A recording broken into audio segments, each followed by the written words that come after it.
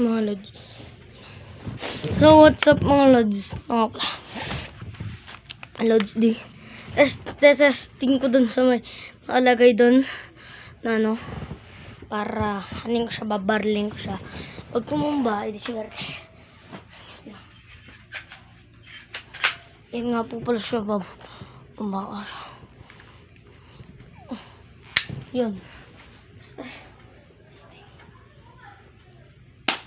Ay, sumablay. Isa pa, guys. Guys, umaano yung sa ano, mumpog dun sa pader. Hindi ako marunong magsuot. Isa pa. Maganda sa ilalim tamaan. Ay, gagi. Maluds, di ko pala. Hindi natin ako siya ng maayos.